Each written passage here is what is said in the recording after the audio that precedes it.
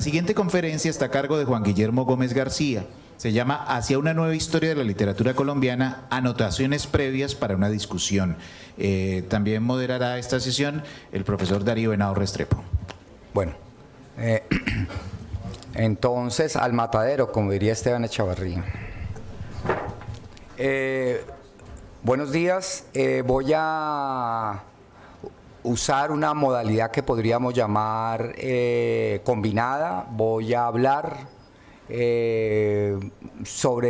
libremente sobre los aspectos que voy a tomar en conferencia y solamente voy a leer citas escogidas de este texto, puesto que no solamente me quedó bastante extenso y se hace muy engorroso la lectura, sino por el hecho de que, y no es una justificación, yo prácticamente veo muy mal y entonces tendría que leer así.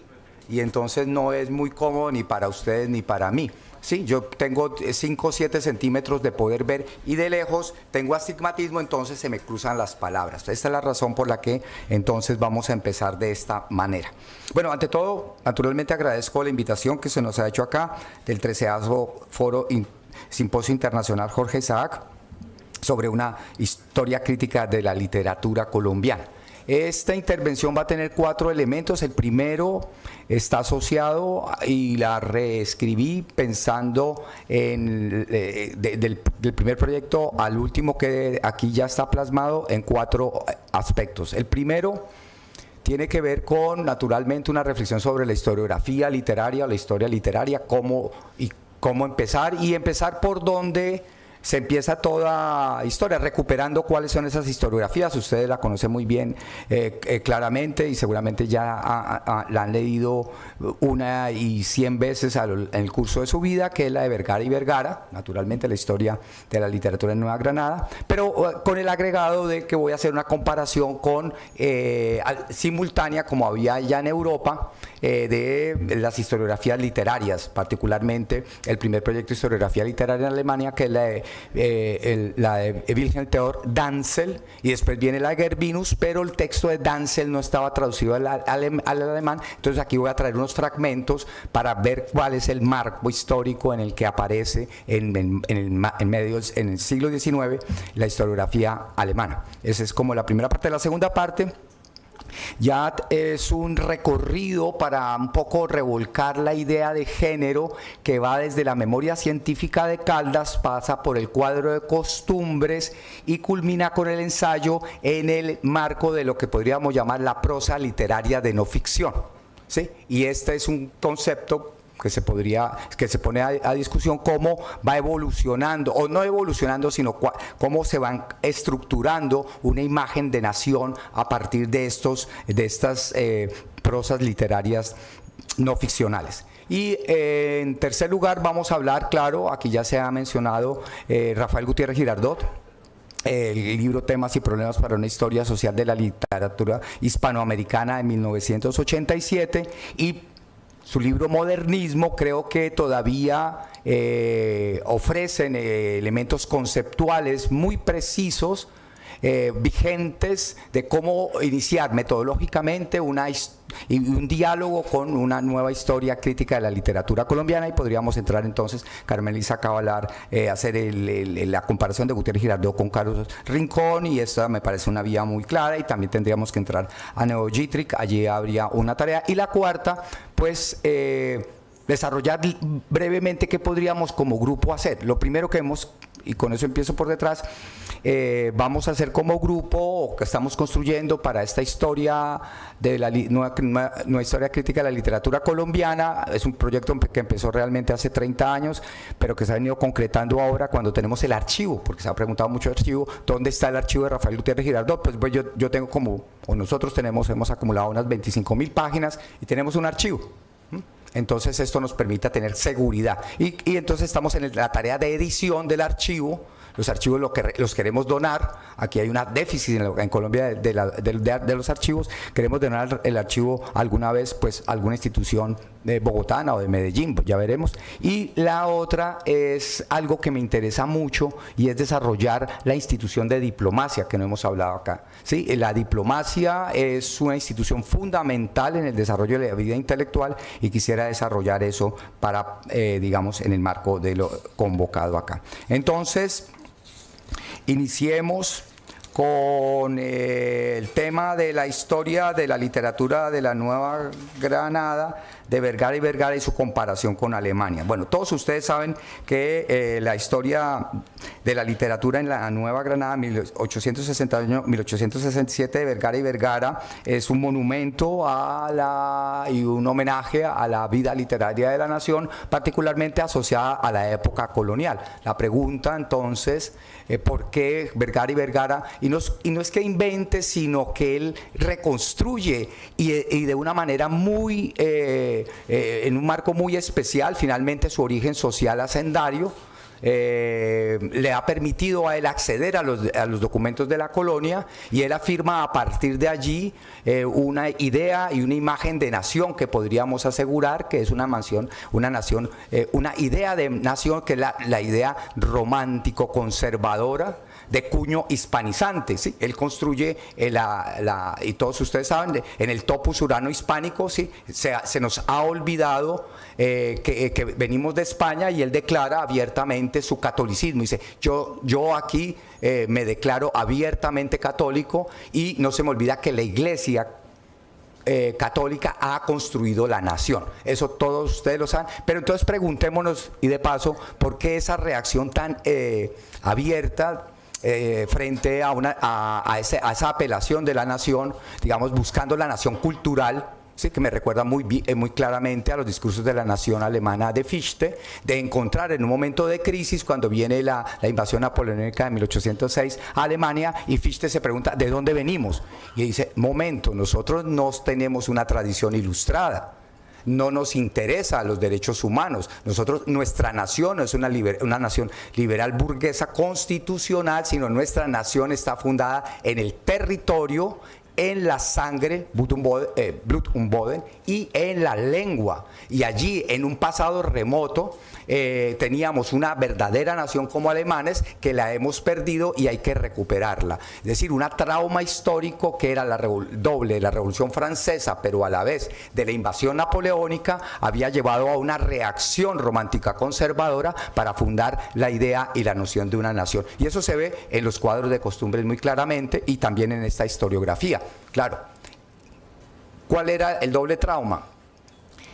La revolución, para nosotros, claro, era el levantamiento de los artesanos de 1848 y la dictadura de Melo. Entonces esa nación plebeya comunista, porque en Colombia fue Gilberto Loaiza, creo, quien nos rescató el libro de los utopistas. Aquí se estaba leyendo Owen, aquí se estaba leyendo a Fourier, aquí se estaba leyendo los socialistas utópicos, y claro, la nación socialista utópica y después melista hace peligrar un proyecto de la continuidad de nación, y hay que buscar un continuum histórico con España. Yo creo que ese es el marco que es propio de esta reacción, por eso es una reacción tan enfáticamente conservadora, y que nos recuerda, claro, las reacciones que también tuvo Europa, particularmente en la figura, porque Edmond Burke había hecho una reacción contra la Revolución Francesa en 1792, en sus reflexiones sobre la Revolución Francesa, que nace, porque se pregunta es por la nación, por el pacto histórico supuesto que haya en la nación, que permite, en la nación del pasado, que nos permite librarnos de la revolución, de los efectos negativos de la Revolución Francesa. Y también, como el comentado de Fichte, no importa si leyeron o no a Fichte, pero las asociaciones son fácilmente comprensibles en este punto. Entonces todos podemos decir entonces que la empresa de Vergara y Vergara es una empresa muy loable, y que nos da por lo menos un punto de partida para discutirlo o si ustedes quieren destruirlo, pero ya tenemos algo que destruir o algo que criticar. Entonces, la nueva historia de la literatura, nuestra nueva historia tiene que pasar por la reconstrucción, además por la necesaria consideración de la importancia que tuvo esa obra. ¿Qué estaríamos haciendo acá si no tuviéramos los cuadros de costumbres y la de Vergara y Vergara? Se nos hubiera mutilado el concepto de nación. Entonces ellos sí estaban refundando a su manera la nación, sino que hay que decir qué tipo de nación. ¿Sí? Uno puede decir, hay una nación liberal burguesa, sí, por el lado hay otra nación plebeya, comunista, pero también hay una nación romántica, conservadora, y podemos pensar que entonces Vergara y Vergara pertenece a esta otra forma de nación. Y él dice, mire, yo estoy al servicio de la causa católica, no quiero olvidarme que también soy ciudadano de la eternidad. Y eso me parece muy enfática, en un momento en el que la misma institución Hacienda, sobre la cual se había fundado las encomiendas, venía en una crisis muy grande. Yo me pregunto, y que ustedes saben que la Hacienda Cerrezuela de Vergara y Vergara fue después comprada por Pepe Sierra, ¿sí?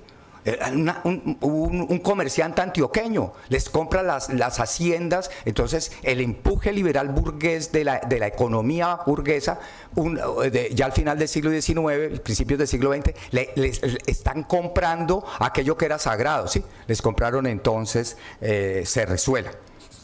Y eso no es de menor sentido, ¿sí? Claro, no había un empuje de la sociedad económica. Yo me pregunto, y yo sé que es una hipótesis bastante divertida y improcedente, ¿qué hubiera pasado si Pepe Sierra hubiera tenido una hija bien bella y bien atractiva que sedujera a Efraín? María dejaba de ser una novela romántica, convertirse en una novela realista. Es decir, estaríamos en el ciclo de Pérez Galdós, porque ya la burguesía está comprando los títulos nobiliarios, está comprando a los hacendados. Si esas son las preguntas que nosotros tenemos que hacer, ¿qué pasaría? ¿Sí? Yo creo que María no se hubiera escrito, ¿no es cierto? Porque claro, es que finalmente Jorge Isaac era un hacendado quebrado cuando escribe la María. Es la nostalgia de la vida hacendaria, es como el ritmo nuevo de la vida ya no les permite mantener la estructura semiseñorial hacendaria y los encomenderos. Es que lo que no se ha estudiado acá es, aquí estaba, cuando se escribe la María, estaba en la discusión de la introducción del Código Civil napoleónico, y eso significaba que ya las tierras. Primero, el Código Civil napoleónico es muy importante en la construcción de la Europa moderna, porque desconstruye la idea, es secularizante, porque vuelve el contrato, el contrato ya no es un contrato el matrimonio ya no es un rito sacramental, sino un simple contrato civil. ¿Sí? Y acaba la institución del mayorazgo. Entonces el desafío de la entrada del Código Civil para esos viejos hacendados era enorme, porque no es cierto lo que dice Iván Yacic en el título que Andrés Bello, La pasión por el orden. No, Andrés Bello está introduciéndonos a través del Código Civil la aclimatación jurídica y legislativa de las sociedades burguesas. Estaba tratando de ponernos esto. Bueno, pero pasemos a Alemania. Theodor Wilhelm Danzel, en su trabajo preliminar de su historia de la literatura alemana, el primero que hay, sobre el tratamiento de la historia de la nueva literatura alemana de 1849, se diferencia del de Vergara y Vergara en lo siguiente: es que los alemanes ya habían construido literatura, tenían grandes genios de la literatura, es decir, tenían a Goethe, tenían a Schiller, tenían a Herder, tenían a Lessing, y tenían reflexión teórica con los románticos. Entonces, y esta no era el presupuesto de Vergara y Vergara. Vergara y Vergara estaba en ese sentido sí inventando el pasado nacional, pero no era él estaba creando ese patrimonio para nosotros, pero no estaba inscrito ya en la memoria de la vida de la nación. Nosotros, Jiménez de Quesada o el Antijovio, el Antijovio Jiménez de Quesada no era el elemento unitivo, sino que lo hace el elemento unitivo a través de su historiografía. En cambio, cuando se inicia la historiografía alemana, ya hay literatura alemana y hay estética alemana. Incluso la literatura alemana tiene un efecto, uno estético. Científico. Vamos a pasar de la filología clásica a la historia de la literatura nacional, pero sobre la base de que hay literatura alemana porque la literatura alemana ha sido capaz de asimilar las tradiciones históricas nacionales. Así que para Alemania hacer historiografía literaria quiere decir cómo los alemanes nos hemos diferenciado de la cultura literaria francesa, inglesa, española e italiana, ¿sí? Hacer historiografía alemana es diferenciarnos de la cultura alemana en el entendido que nosotros ya, nuestra praxis histórica, literaria, ya logramos consolidar una cultura propia. Pero tenía otro contenido, y es el siguiente. La tarea de la historiografía alemana era... y por eso apelaba era al público burgués para la consolidación y la unidad de la nación alemana. ¿Sí? Alemania no existía como nación. ¿Sí? La Alemania, cuando se escriben estas obras de la historiografía alemana, Alemania es simplemente el producto de el mapa histórico político que les había impuesto Metternich. Y había creado entonces, y en tensión, porque lo que hizo Metternich en 1815 es garantizar que el nacionalismo alemán no existiera, porque Viena se tenía que encargar que en los territorios que Alemania no tuviera el nacionalismo francés. Entonces la historiografía alemana era una apelación al público burgués para la construcción de la unidad nacional alemana. Y entonces se tiene una diferenciación muy grande frente a nosotros, ¿sí? Ellos querían construir, la historiografía literaria alemana tenía la idea de futuro de construir una nación, en la de Vergara y Vergara de no salirnos de la cuerda cultural de España. Hay una diferencia bastante notable, por eso se dice que en Alemania no se ha hecho poesía de una manera sencilla como los pájaros cantan, sino que en cada poema o cada género poético se procuró ser siempre la poesía, llamar a la vida la verdadera poesía. Es decir, toda obra literaria alemana está asociada a una reflexión estética de la misma obra, no es una literatura espontánea. Bueno, eso sería como lo suscitativo, cómo podríamos, y yo he traducido un texto para ustedes, se los voy a enviar, de Peter V. Hohendahl, que habla de la historiografía alemana del siglo XIX, ¿sí? Y la recorre porque la literatura alemana se dictó en las universidades y en los colegios, es decir, ya había un público que estaba reclamando esa historiografía. Habría que pensar en nuestro público, quién estaba reclamando la historiografía de Vergara y Vergara, quién la estaba consumiendo, quién la estaba discutiendo. En cambio, en Alemania era una acción vital, e incluso había una asociación entre crítica literaria e historiografía alemana, y había un público amplio que consumía, porque era el público burgués culto, ¿sí? La Bildungsbürgertum era la que estaba consumiendo y estaba propiciando la creación de esa historiografía alemana. Bueno, dejemos este punto, solo es suscitativo. El segundo tiene que ver ya más entrado en la reflexión sobre los géneros literarios. Y yo sí creo que hay una posibilidad de hilo de continuidad, y si no la hay, la creamos, porque vinimos a crear. Y al principio vi que hubo cierta sorpresa cuando yo llamé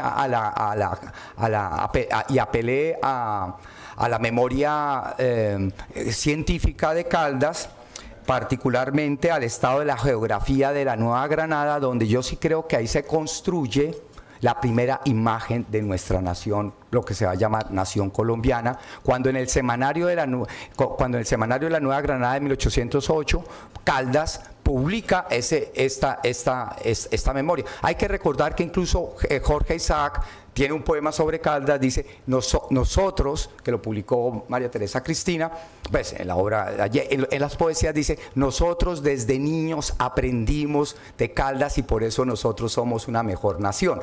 Caldas nos dio una identidad, está diciendo, ¿cómo se llama? Está diciendo Jorge Isaac, y quiero entonces asociar el nombre de Jorge Isaac con el de Caldas. Y tiene también unos epígrafes muy bonitos, dice todo se hace con amor, cita Jorge Isaac de Caldas. Caldas está en la memoria de la nación y Caldas está en la memoria de la nación en doble vía, como creador de la primera imagen de la nación colombiana, pero también como mártir de del proceso de independencia, porque fue fusilado miserablemente por Enrile. Pablo Morillo, pero fue Enrile el que lo mandó a fusilar. Quienes todavía tengan dudas, creo que sería difícil después de algunas cosas de leer a Caldas, de leer esa primera memoria de Caldas, el estado de la geografía del virreinato de Santa Fe de Bogotá, de 1808, de pensar que allí no hay contenidos fundamentales de la construcción de la nación. Y cuando he oído por acá que Caldas era racista, yo digo, ¿cuál racismo? ¿Dónde está? La primera mención que hay sobre San Agustín de Timaná viene de Caldas. La primera. Antes es que eso no existía en los monumentos, los monumentos y no se sabían interpretar. Y Caldas dice así. La primera memoria dice: San Agustín está habitada por pocas familias de indios. En sus cercanías se hallan vestigios de una nación artística y laboriosa que ya no existe.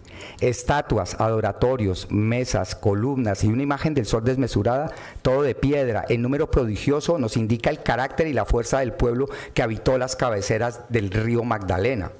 Sería interesante recoger y diseñar todas las piezas que se hallan esparcidas en los alrededores de San Agustín.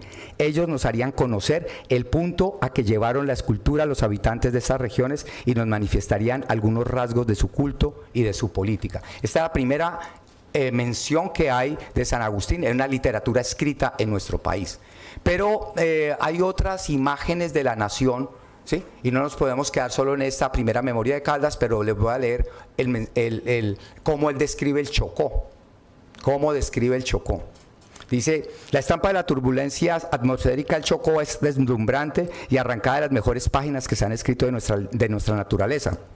Yo creo que no hay necesidad de decir si Jorge Isaac la leyó. Sí, claro que la leyó, pero si lo influyó o no, porque hay correspondencias en cualquier caso. Llueve la mayor parte del año. Ejércitos inmensos de nubes se lanzan en la atmósfera del seno del Océano Pacífico. El viento del oeste, que reina constantemente en estos mares, las arroja dentro del continente. Los Andes las detienen en la mitad de la carrera. Aquí se acumula y dan a esas montañas un aspecto sombrío y amenazador.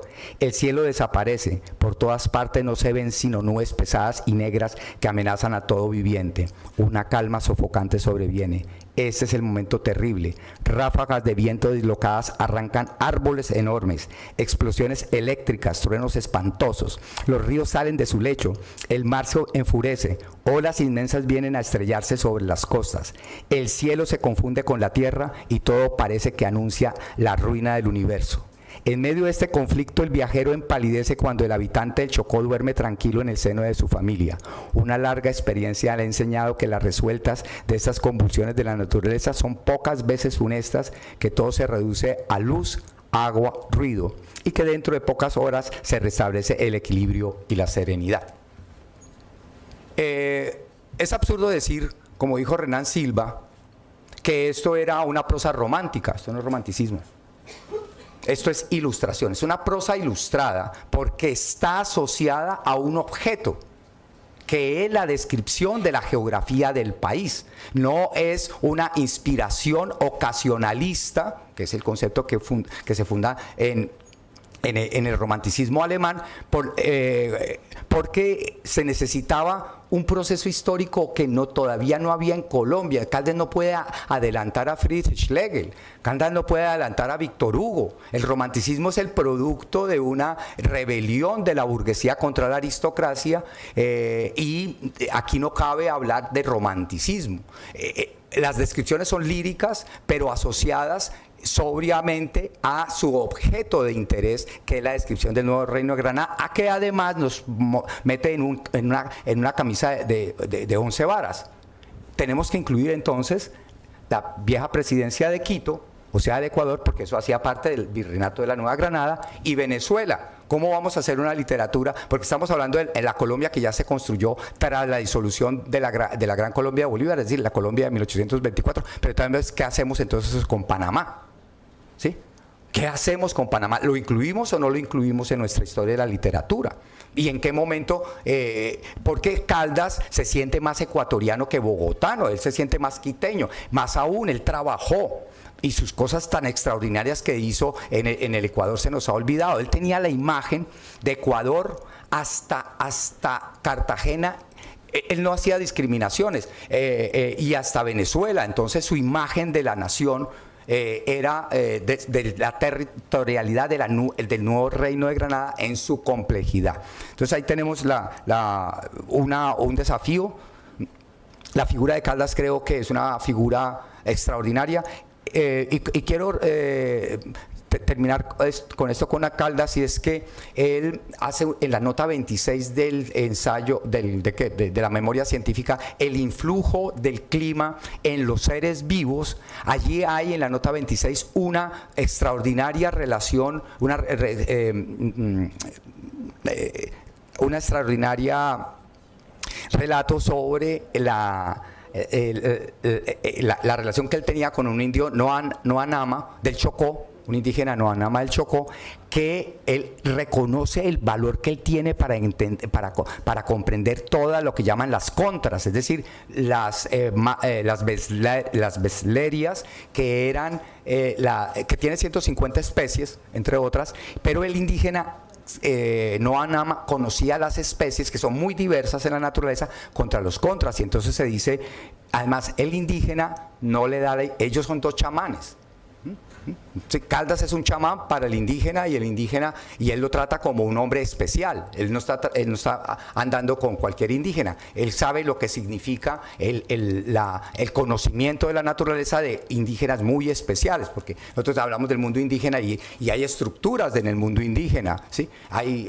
Y el chamán, o sea, el heredero de la sabiduría de la naturaleza, él habla con él, y ahí hay un diálogo muy hermoso que no tenemos tiempo acá de leerlo, pero sí se los menciono, que está todavía en la memoria viva del país. Bueno, los cuadros de costumbres, ustedes los conocen todos. ¿Qué podríamos más decir de allí? Que en todo caso están buscando, no todos, pero sí en una buena parte, no solo hay una nostalgia por España, sino su valor, y Gutiérrez Girardot sí lo dice, su valor está en el hecho de que ellos captan el cambio. ¿Sí? Primero, tienen un tema nacional. Segundo, construyen una comunidad de intelectuales o escritores. Tercero, están buscando un público nacional. Pero cuarto, que creo que es lo más importante, captan el cambio. Ellos están preocupados porque Colombia está cambiando, pero captan el cambio, eso sí, en simultánea del cambio. ¿Sí? Las tres tazas de Vergara y Vergara son expresión de que Colombia está cambiando, ¿sí? Sino que está cambiando tal vez hacia donde no quieren. Entonces yo creo que esa valoración ya está muy hecha por todos nosotros, pero sí quisiera mencionar un cuadro de costumbres, o leer un cuadro de costumbres, o por lo menos una parte, que es el cuadro de costumbres. Bueno, el de Ricardo Carrasquilla, lo que va de ayer a hoy, es muy sintomático de esto, pero el cuadro de costumbres, porque es que se me perdió, de Felipe, no, ¿dónde está? Bueno, Los cuadros de costumbres de Vergara y Vergara no solo perciben los cambios socioculturales que juzgan incómodos, pretenden o desean vivir en un pasado estanco. También apelan a una norma que puede juzgarlos. Esta es España. Tomemos por azar o ejemplarizante esta prosa elegante y su intención expresa, romántico-conservadora, las siguientes líneas. En América, particularmente en la Nueva Granada, tenemos el tiplio lavandola, que es una degeneración de la vihuela española, importada en estas regiones por los primeros pobladores, entre los cuales no dejaría de haber algunos barberos, contrabandistas y gente del bronce, de aquella que en las calles de Málaga, Cádiz o Sevilla se solazaban con la bandurria, sus castañuelas y panderetas. El tiple, decíamos, es una degeneración grosera de la española guitarra, lo mismo que nuestros bailes lo son de los bailes de la península. Para nosotros es evidente, es fuera de toda duda, que nuestros bailes populares no son sino una parodia salvaje de aquellos. Comparemos nuestros bambucos, nuestros torbeñinos y nuestra caña con el fandango, los boleros y otros, y hallaremos muchos puntos de semejanza entre ellos. Elegantes y poéticos estos, groseros y prosaicos aquellos. Pero hermanos legítimos y descendientes de un tronco común, es decir, que nuestra cultura popular está calcada, pero malamente, de la gran cultura popular española, ¿sí? Ahí hay, claro, una valoración estética, que es una valoración que va de lo bello, elegante español a la parodia un poco, incluso cuando dice, claro, que estos bailes son torbellinos, es decir, hay una valoración bastante despreciativa, pero son fundamentales en la construcción también de la identidad y del proceso de la formación de la nación.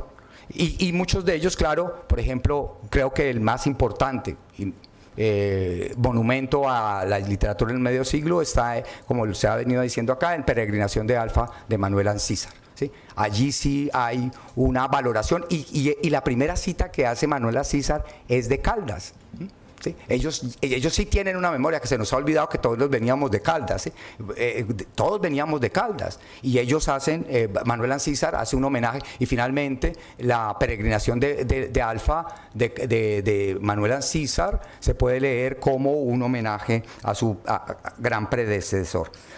De San Incano también tendríamos que preguntarnos, como dice Pedro Enrique Sureña, ¿por qué Pedro Enrique Sureña habla de San Incano como el maestro del ensayo corto en Hispanoamérica? E incluso tengo que recordar algo de Enrique Sureña cuando él estaba diseñando la Biblioteca Americana y murió en ese intento. Él puso 3 títulos iniciales. Primero, el Popol Vuh. Segundo, Sor Juana Inés de la Cruz. Y tercero, el influjo del clima en los seres vivos de Caldas. Era el tercero, ¿sí? Es decir, una poesía de orden, digamos, precolombino, la más grande poetisa y literata de la época colonial nuestra, y el más grande científico de Hispanoamérica, porque Caldas nos lleva a algo muy importante en la discusión de la nación. Cuando uno toma a los argentinos, la Asociación de Mayo de 1837, ellos dicen, España no nos enseñó la naturaleza. Solo tenemos a Félix de Azara, pero en las discusiones sobre la formación de la literatura nacional en Argentina, dice, España no nos enseñó la naturaleza, pero a nosotros sí. Nos enseñó, a través de la expresión botánica, nos enseñó a entender nuestra naturaleza y a incorporar la naturaleza como un elemento sustancial de la construcción de la nación. Que después nos fusilaron a todos, los más grandes, y sobre todo a Caldas y a Tadeo, miembros de la expedición botánica y escritores del semanario. Esta es otra cosa, ¿sí? Pero nosotros tuvimos ya un referente fundamental. Bueno, de San Incano solo habría que decir, ustedes todos lo han leído, acudo a esos primeros ensayos de San Incano, que publicó en el Telegrama y después en la Revista Literaria, pero sobre todo me quiero hacer relación a un texto fundamental de San Incano que todos ustedes también conocen, pero quiero acentuar algo: La civilización manual y otros ensayos, publicado en 1925. Cuando uno tiene que empezar a publicar, tenía 64 años. Primero hay que leer y después publicar en libro. Es el primer libro que le publica, y le publica un libro Samuel Glusberg, ¿no? Que es un editor de origen ruso-judío, que tiene que salir en los pogromos que se hacían en Rusia después de, hacia 1905, va a la Argentina, se pone el nombre, porque es un lector de Spinoza, se pone el seudónimo de Enrique Spinoza, y es el primero que le edita a Sanín Cano. Yo tengo la curiosidad cómo se construyó el texto, pero que el primer ensayo se llama La civilización manual y otros ensayos, tiene que ver con algo claro. Sanín Cano es el primer, es plebeyo, ¿sí? Él es el hijo de un artesano, de un sastre, y él es el bisnieto de libertos, o sea, él viene de esclavos. Y ustedes saben que los esclavos cuando lo liberan pues se vuelven artesanos, y entonces para él la civilización está en las manos. Por eso se llama civilización manual, ¿sí? Están en lo más inteligente del cuerpo humano no es la cabeza ni el corazón, es las manos. Las manos son la expresión más alta del espíritu humano, y habría que leer en esa clave de hijo de artesanos, ¿sí? de haber padecido todos los descendientes de la hacienda bogotana, ¿sí? Él fue una víctima también de toda una cultura bogotana muy fastidiosa, pero él logró hacer un campo, su propio campo literario, para poderse defender de Miguel Caro y sus consortes, y después, claro, verdaderamente el tirano, Miguel Antonio Caro. Bueno, allí hay un desafío, y ya que va de la memoria científica a los cuadros de costumbres al ensayo, para construir esta imágenes de nación nueva. Quisiera entonces culminar con reflexiones sobre Rafael Gutiérrez Girardot. También les voy a hacer en dos textos fundamentales y lo que él nos aporta. El primero, pues claro, ya ha mencionado temas y problemas para una historia social de la literatura hispanoamericana, en 4 conferencias que dictó en la Universidad Nacional en 1987. Yo creo que Carmelisa fue a estas conferencias, que después se van a publicar 2 años después en Canen. Gutiérrez me regaló un ejemplar como ¿cómo me dijo? El culpable de esta edición, y allí están fundadas sobre es un triple o cuádruple desafío. Primero, nosotros no nos podemos ver sino en el marco de los países hispanoamericanos, y él dice, bueno, es que aquí tenemos que entrar a jugar con Andrés Bello, porque ¿cómo podemos pensarnos nosotros como nación sin Andrés Bello? La Biblioteca Americana de Andrés Bello en Londres. Eso no podemos pensarnos. Pero también pone a Miguel Antonio Caro, y después a Manuel González Prada, ¿sí? La síntesis del ensayo hispanoamericano viene con González Prada, con Justo Sierra, con Mariano Piconzález, con Alfonso Reyes, con Baldomero Sanín Cano, con Pedro Enrique Sureña, Juan Montalvo, Jorge Basadre, José Enrique Rodó, Carlos Arturo Torres, Alejandro Korn, José Luis Romero, solo para citar algunos, dice él. Pero también nos pone en el marco de una discusión metodológica de las relaciones entre literatura y sociedad. Y él encuentra allí la institución central, el concepto central de esta discusión. Es que la sociedad no está por un lado y la literatura por otro, sino ellas se encuentran en la institución, ¿sí? Entonces, para Gutiérrez, la institución es el lugar donde se generan, digamos, los procesos de asociación de la literatura. La inteligencia no puede ser el resultado de una forma autónoma o el genio creador un poco que en las noches construye sus grandes obras literarias, sino que son el producto de un proceso histórico. La misma novela de La María nos está diciendo, yo me eduqué en un colegio, y aquí nos está diciendo, creo que fue la profesora Betty, ¿quién fue el que dijo? ¿Cómo? Que leyó el teatro y leyó literatura. Esos son los procesos de socialización, ¿sí? El primero, la familia; el segundo, el colegio; el tercero, los amigos; el cuarto, los bares, pero son todos procesos de socialización. Los editores, cómo hacer cómo hacer una literatura sin instituciones, ¿sí? Revistas, libros, periódicos, tertulias, eso ya lo sabemos todo, pero yo creo que tendríamos que ordenar esas instituciones transversalmente en cada uno de nuestros trabajos. El trabajo que hizo el profesor Fabio me pareció muy importante, porque son colectivos, los epistolarios, ¿sí? los epistolarios sería algo fundamental en esta tarea. Dice así: la institución refiere a contextos sociales que satisfacen necesidades, las cuales crean nuevas necesidades que a su vez se objetivan, se instituyen. La institución literaria abarca los productos literarios, abarca los productores de literatura, las editoriales y los escritores, los medios de difusión de la literatura, esto es bibliotecas, librerías, revistas, salones literarios, estudios literarios en colegios y universidades, salas de lectura y los diversos grupos de lectores, esto es la llamada recepción de la literatura. Yo sé que desde esa época aquí ha habido ya grandes avances de la investigación.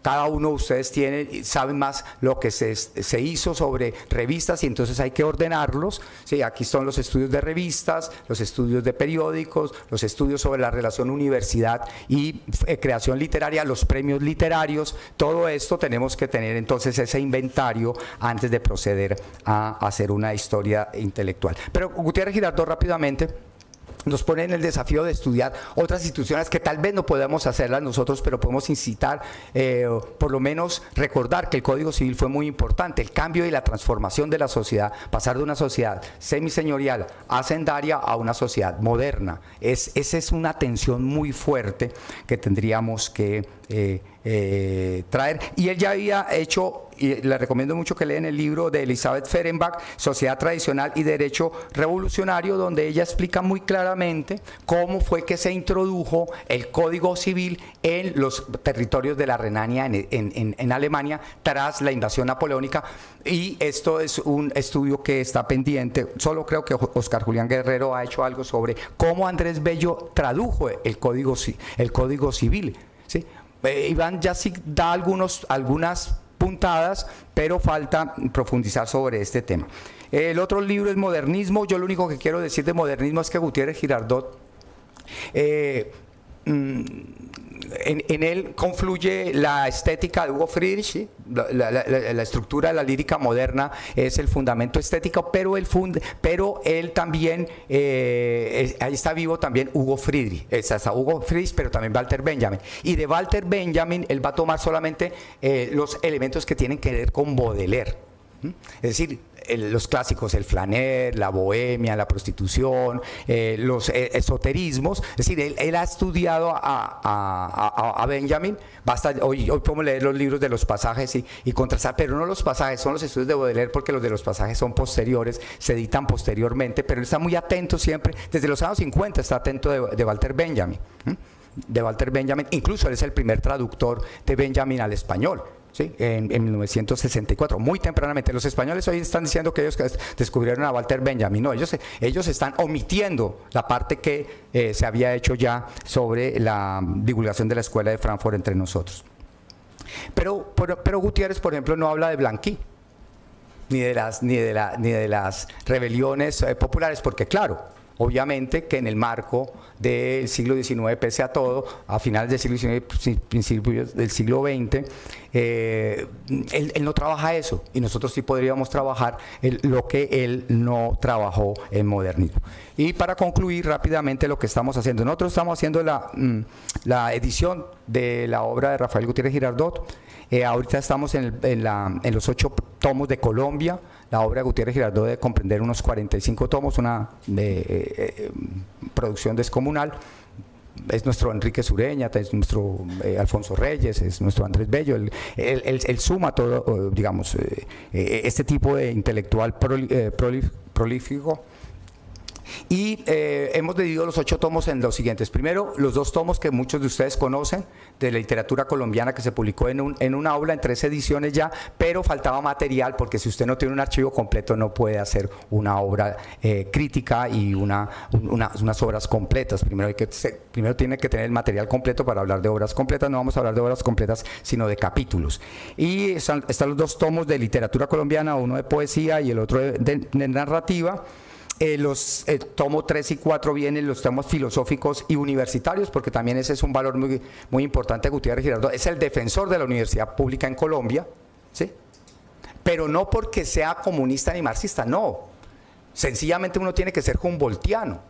Humboldt crea y construye la nación, funda la Universidad de Berlín para construir la nación alemana tras el desastre de la invasión napoleónica y construir arriba una élite intelectual que sea una nueva nobleza que sea capaz de superar las tensiones históricas entre la aristocracia y la burguesía. Y se van a encontrar en el mundo del conocimiento para que allí vayan a tramitar una imagen de nación moderna. Esta es la idea de Gutiérrez finalmente. Yo sé que entiendo que el Partido Comunista entiende que el partido es el eje constitutivo de la revolución. Gutiérrez no era marxista, ¿sí? ¿Cuál es el lugar? No, es que no lo clasifiquemos. Él entendía y él creía que la nación se construía con la universidad. La imagen de él de universidad y los discursos de universidad son los discursos de nación, ¿sí? Es la institución fundadora para él de la nación, ¿sí? No es la clase social, no es el partido de la nación, es una idea, digamos, podríamos pensar un poco elitista de la construcción de la nación, pero no menos válida. Nosotros estamos defendiendo entonces la universidad pública como un instrumento fundamental de la cohesión social, porque si hay algo que nos ha destruido es la existencia de las universidades privadas. Las universidades privadas son el elemento clientelar primero a través del cual se generan y se socavan los elementos de la identidad y de la cohesión social. Esa es la tesis central. Y es una crítica también, claro, a las élites, particularmente a las élites bogotanas del poder. Y también viene el tomo de los temas sociales, históricos y sociales, que son menos conocidos. Vienen 2 tomos de epistolario. Los 2 tomos de epistolario significan algo muy importante para nosotros, porque a Gutiérrez se le asocia con que le tiró un petardo a Zuleta, un pellizco a Fernando González, una zancadilla al nadaísmo, ¿no? El epistolario que está mostrando, el epistolario con los colombianos, con 700 piezas epistolares, es que él tenía grandes amigos. Mantuvo siempre una relación. ¿Cuántos son? Como 200 personas epistolares, y mantuvo durante décadas amistades profundas con colombianos, con colombianos que delatan y muestran claro que Gutiérrez Girardot tenía un arraigo con el país y que había construido una comunidad epistolar que es muy importante como elemento central de cualquier formación de los intelectuales en Colombia. Hay más de 700 cartas solo sobre Colombia. Claro, tiene cartas con españoles, con hispanoamericanos, etcétera. Bueno, el otro tomo va a ser Juvenilia, del año 48-53, para mostrar la etapa temprana de Gutiérrez, y después hay un tomo dedicado a entrevistas, cronología y bibliografía. Esto es llegar a la conclusión de esos 8 tomos y estructurados de esa manera. Nos ha costado más o menos unos 3 años desde que ya tenemos creemos, hemos casi llenado el álbum de Panini del Mundial completo. Entonces, de esa manera nosotros hemos tratado de organizar ese material, y eso nos ha costado casi 3 años de discusiones, pérdida de amigos, canas, pero creo que podríamos concluir con un proyecto satisfactorio y que contribuya también a esta nueva historia, la historia crítica de la literatura colombiana.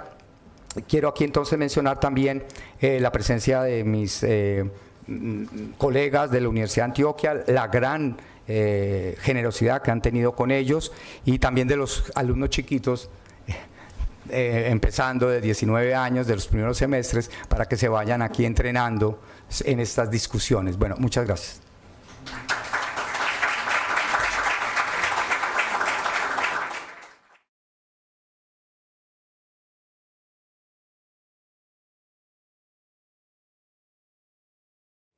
Bueno, muchas gracias, Juan Guillermo. Como siempre, hemos tenido aquí un extraordinario recorrido que va a ser muy importante para este proyecto que hemos iniciado aquí de ser una historia crítica de la literatura colombiana. Yo creo que los aportes que nos haces comparándonos con el esfuerzo alemán y lo de Vergara y Vergara, el recorrido, ayer hablaba con él largo sobre el tema de Rafael Gutiérrez Girardot, que realmente nos da mucho material para hacer una historia crítica. Es imposible encarar una historia crítica de la literatura colombiana sin tener ese gran referente que fue la obra de Rafael Gutiérrez Girardot. El hecho de que ya vaya a estar organizada, los primeros volúmenes de esa ambiciosa trabajo de publicar completo a Rafael Gutiérrez Giraldo. Es un aporte extraordinario, que es lo que hemos venido haciendo, por ejemplo, con otros autores, que en el caso nuestro, rescatar todo Isaac es fundamental para hacer una historia del siglo XIX, con sus relaciones, con su epistolario, lo mismo, ¿vale? Lo mismo que hemos hecho con Zapata, pero lo mismo que han hecho en otros lugares, con García Márquez, con Pedro Gómez Valderrama. Creo que Colombia ha venido madurando muchísimo en esos desarrollos, y bueno, yo celebro muchísimo lo que hay aquí, y por supuesto, cada que pasa un conferencista, el proyecto se agranda, se ven todas las tareas que quedan, lo que hay que trabajar duro, y que aspiramos que el próximo año, mediante el sistema que vamos a adoptar de trabajo colectivo, podamos dejar armado, en principio, por lo menos los lineamientos y los archivos y la perspectiva con la que vamos a encarar este trabajo. Entonces, le doy la palabra a las personas que quieran hacer algunas preguntas. Tenemos 10 minuticos. La profe Carolina. Ya, voy. Gracias. Muchas gracias, Juan Guillermo. Pues muy interesante, muy rico siempre escucharte, ¿no? Y pues claro, ¿verdad? Tiene que ver con este recorrido tan amplio, y como mi comentario tiene que ver pues con mi área de experticia, Claro. que es el siglo XIX, y algo como de lo que todavía no había acá, como sugieres tú, con respecto a lo que sí había en Alemania.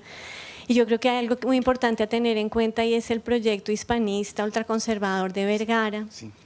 Cuando él para en 1810, no es porque no haya literatura contemporánea, sino que él se niega a leerla y a reseñarla. Él es un experto en invisibilizar el trabajo de sus contemporáneos, Claro. porque el más evidente es el de los liberales y él no les quiere dar Exacto. voz. Entonces, no es que haya una literatura para mirar a diferencia, que no haya una literatura para mirar a diferencia de Alemania, sino que él no la quiere mirar, ¿no? Yo me acordaba, de hecho, desde el 58, cuando funda el Mosaico, él dice: dado que nuestra patria no se conoce, yo la voy a dar a conocer en mi periódico. Claro, En el claro. 58 estaba acabando la comisión coreográfica, Claro. ya había aparecido Peregrinación de Alfa, la producción había sido enorme en esos 8 años, pero nuestra patria no se conoce. Y yo voy a empezar a escribirla, y este periódico la va a coger. Si todavía, eso es en el 58, si todavía lo hice en el 67, es una cosa de verdad muy, muy violenta con claro. respecto al proyecto liberal, que fue el más grande, ¿no? Claro. Y que él comenzó a invisibilizarlo y siguió Caro invisibilizándolo, ¿no? ¿Verdad? No hay una iconografía ni siquiera de los liberales radicales. Entonces no es que aquí no haya que mirar. De hecho, cuando Schiller y ellos, esas primeras historias de las historias alemanas se escriben simultáneamente a la producción Sí. de literatura. Aquí también, solo que él se niega a verlas, ¿no? Yo quería como señalar eso, ¿no? Que ese siglo XIX nuestro es un espacio de contienda permanente, y Vergara es especialista en invisibilizar. Y como es nuestra primera historia y la que se leyó, pues heredamos esa invisibilización y que ha costado décadas deshacerla, ¿no? Entonces eso quería señalar. Muchas gracias. Así comienza esa deformación del canon, como dice aquí el profesor. No, sí, claro, para que yo Muchas gracias. Bueno, Juan, mi pregunta va es como más a la... Claro, con este interés de la historia de la literatura, y yo le oigo sus reflexiones que se sostienen sobre todo en la parte cuando se refirió al siglo XIX y más a Vergara. Su reflexión se centra mucho en Alemania y pone en contraste a Vergara. Y bueno, hay versiones sobre historias contrastivas. Claro. O sea, ¿cómo piensa el asunto de la historia comparada o de esa historia contrastiva? Porque, claro, usted habla de grandes obras, que en Alemania sí había grandes obras. Y bueno, entonces eso ya a mí me pone muy inquieta en relación a lo que ocurre en el siglo XIX en Colombia, y cómo se dan esas lecturas, porque ahí sí hay un... Bueno, ahí. O sea, ¿cómo ve ese asunto? Porque las grandes obras allá y entonces aquí qué pasaba y claro, lo que dice Carolina pues contribuye un poco a eso. ¿Cómo ve usted ese asunto? Porque claro, el énfasis suyo en Alemania pone como un horizonte lector sobre el siglo XIX colombiano. Entonces, ¿cómo piensa usted eso? Gracias. Bueno, y con Carmen Elisa me tocó usar varios colores. Casi me acaba el cuaderno con tu conferencia. Fue muy interesante. Bueno, tenemos varias cosas en común, empezando por el título de la ponencia. Yo también puse Asia. A mí me gustan esos Asia, también unos costumbres ahí francesas. Tener la diferencia que tú estás en la tradición alemana, yo estoy en la tradición francesa. Justamente en la tradición francesa, a diferencia de la alemana, por ser muy breve, lo que ha venido estudiando Rancière sobre el siglo XIX, que es romper esa visión tan monumental de la historia de la literatura e ir a otras fuentes, que son las fuentes orales. La palabra muda, la noche de los proletarios, es decir, es algo que nos puede servir mucho a nosotros y que nos convoca mucho, y lo hemos hablado, y es la diversidad de fuentes, y sobre todo en Colombia, de la oralidad. A propósito del mosaico, ahí aparece, así sea por los bordes, Candelario Beso. Entonces, ya hay un contrapunto en ese mismo momento. Puede que no haya sido publicado de la manera como debió ser, como lo dice Graciela Maglia, que ha estudiado mucho a Candelario Beso. De hecho, ya hizo una edición bilingüe muy interesante. Pero yo creo que ahí ya en el siglo XIX, como lo muestra Rancière en el caso francés, aquí en Colombia ya había un contrapunto, incluso casi que una implosión en el mismo mosaico. Es decir, se le coló de todas maneras a su manera como una especie de guerrilla de los bogas, Candelario Beso, ¿no? Es decir, que me parece que el trabajo de nosotros como críticos empieza mucho antes de lo que nos imaginamos. No somos nosotros los que vamos a refundar la patria literaria. Yo creo que esas patrias en plural se fundaron desde el principio como una explosión. A nosotros nos toca tratar de entrar en ese diálogo. Y hablando con Fabio hace un rato y ayer de Pablo Montoya, a propósito de Caldas, Los derrotados de Pablo Montoya, porque en esa novela él ubica a Caldas como ese referente que tú quieres proponer, y la pregunta es esta. Si tú pondrías a Caldas como el macedonio de nosotros, es decir, así como el proyecto de Noé Gittrick pone a Macedonio, el macedonio de Borges, el macedonio de Ricardo Piglia, me da la impresión, y creo que es algo que yo no compartiría, pero me gustaría escuchar tu posición, si Caldas sería el macedonio de la literatura colombiana, como una especie de gran ucronía.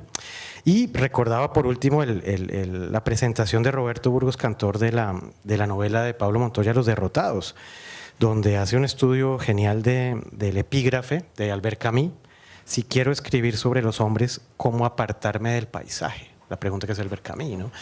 En la literatura francesa y en la filosofía francesa también hay caminos muy interesantes que recorrer. Y dice Roberto Burgos Cantor en la presentación de la novela esta frase que podríamos poner como epígrafe de Darío de uno de los tomos.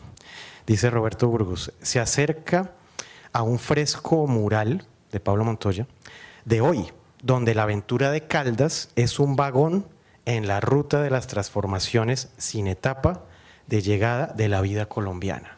Yo creo que en ese comentario Roberto Burgos sobre Pablo Montoya, sobre Caldas, tenemos una gran apertura. Muchas gracias. Bueno, sí, claro, Carolina. Muchas gracias. El comentario sobre Vergara y la máquina de invisibilización que casi sistemáticamente y con rencor frente a la modernidad, porque hay mucho rencor frente a la modernidad, en ese doble aspecto, frente al ascenso de la burguesía potencial que se estaba ya dando, porque claro, ya había habido comerciantes. Claro que todavía no había posibilidad de construir una novela realista en Colombia. La primera yo sí creo que, pero no, yo creo que la primera, bueno, esos son criterios, pero para mí sería Frutos de mi tierra de Carrasquilla, porque ahí se está construyendo, bueno, puede haber antes, pero modelares, digamos, tomamos como tipologías muy fundamentales, porque hay mucha producción, pero yo creo que de pronto tal vez habría que jerarquizar. Pero no quiero decir meterme en este punto ahora, que nos lleva largas discusiones. Sí, a esa invisibilización. Habría que pensar que esa invisibilización significaba un doble rencor frente al proceso de la formación de una burguesía ascendente que podría, especulativa y podríamos identificarla con Pepe Sierra, pero también frente al temor a las revueltas populares, ¿sí? Ese era el doble trauma. Y eso entonces nos lleva a una imagen de nación, porque el resultado finalmente de esta apelación a España no era gratuito y va a ser retomado por Miguel Antonio Caro, que va a montar realmente no solo la regeneración, sino que es una sistemática recatolización del país. Es decir, la empresa que dejaron los españoles pendiente nos la quiso meter Miguel Antonio Caro, y uno entiende cómo la regeneración es una reacción tan violenta que va en el país, como la que va en el siglo XX va a tener Laureano Gómez frente y tras el Bogotazo, ¿sí? Como es, y ya no bajo el amparo de Cánovas del Castillo, porque el modelo de Núñez es la España alfonsista, y el papel entonces de España y de Meléndez Pelayo, por supuesto, en ese marco tan turbio también de la historia española, del monstruo español, incluso Cánovas del Castillo, sino que también nosotros tuvimos una reacción hispanista furibunda con Laureano Gómez, porque el Bogotazo dio lugar a que justamente hubiera esa reacción, ¿sí? Pero también es muy curioso porque liquidan la Escuela Normal Superior, que no se ha hablado mucho de acá, pero la liquidación por Laureano Gómez, incluso nombran a Rafael Maya para liquidarla. Y ellos se van a encargar de que la Biblioteca de Ciencias Sociales de la Escuela Normal Superior desaparezca. Y eso es muy importante. Nombran a Rafael Maya para desaparecer el Instituto, la Escuela Normal Superior, y fundar el Instituto Colombiano de Cultura Hispánica. Lo curioso es que ese instituto reclutó, digámoslo así, las inteligencias de Hernando Telles, perdón, de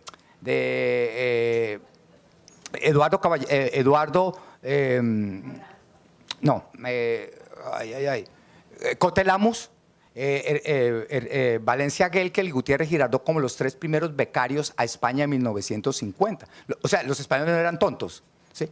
Y Gutiérrez encuentra la imagen de España y de América Latina en Madrid. Entonces ahí hay una cosa muy interesante cómo son. Y la última reacción pues la hemos sabido, que es el monstruo. Entonces esa es la primera. La segunda, la historiografía. ¿Cuál es esta? La de Carmen Elisa. Sí, la de la historiografía que fue...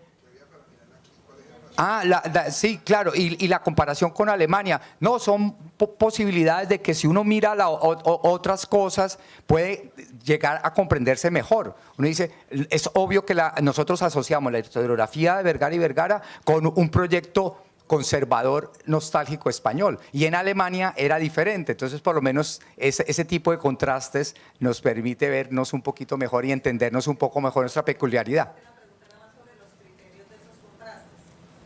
Los criterios, que por qué, porque era el que había estudiado. No conozco la francesa bien, la española tampoco, y como la tenía ahí a la mano y había hecho unas traducciones hace como 20 años y la saqué, ahorita que me llamaron a hablar, la saqué del cajón y me encontré que tenía una cantidad de cosas de historiografía alemana, entonces eché mano de la primera, la de Danzel, porque es la primera. Además, porque no, el criterio es obvio.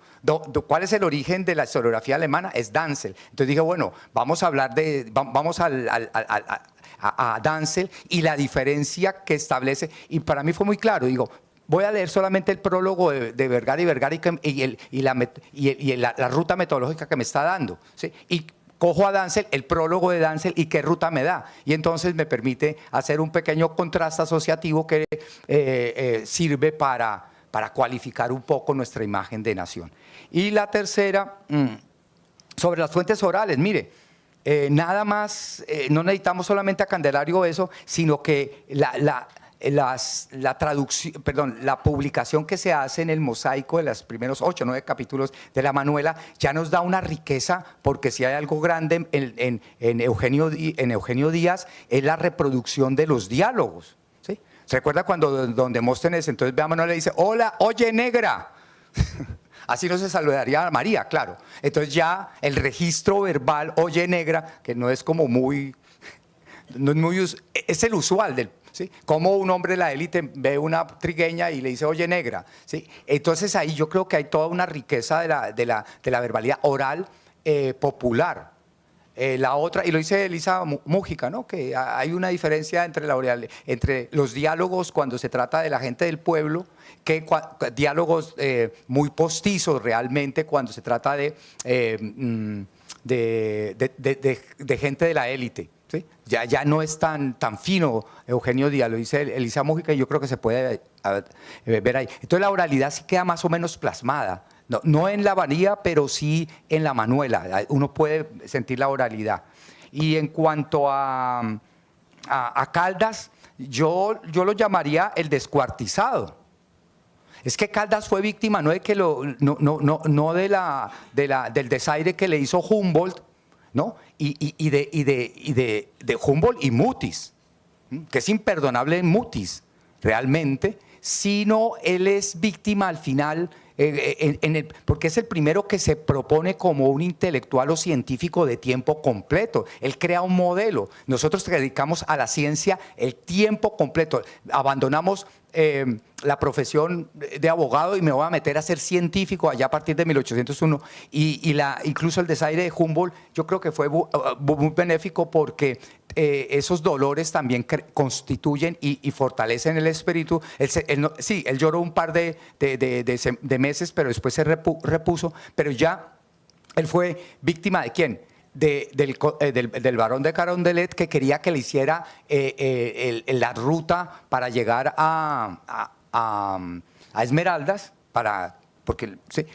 También víctima de Mutis, que quería que él le sirviera para la expedición botánica, y víctima también de José Ignacio de Pombo, que quería que le trazara la ruta para que en el río Magdalena poder generar el transporte. Entonces como era el único científico, tenía que servirle al barón de Carondelet en Ecuador, le tenía que servir a Mutis para Bogotá y le tenía que servir a José Ignacio de Pombo. Y en las cartas de ellos, en las cartas de Mutis y Caldas, perdón, de Mutis y Ignacio de Pombo, se muestra que están todos insatisfechos con Caldas. Caldas tenía su propio proyecto de científico y estaba en todo caso sirviéndole a tres señores porque tenía la desafortunada circunstancia de que no tenía sus propios recursos económicos, ni había una institución científica que se los daba la vara, sino que tenía que depender de las arbitrariedades personales de estos tres señores. Entonces, también la precariedad. Lo que tú dijiste de Ezequiel Uricuchá ya lo había vivido Caldas, y yo sí creo que Caldas lo podríamos llamar el descuartizado antes de que lo fusilara Enrile. Y claro, y sí podemos llorar un poco y entender que Caldas, antes de que lo fusilaran, le escribió una carta un poco penosa, la verdad, a Enrile para que no lo fusilara, pero yo creo que yo hubiera hecho más o menos lo mismo. Me van a fusilar mañana, yo pido cacao. Bueno, un aplauso.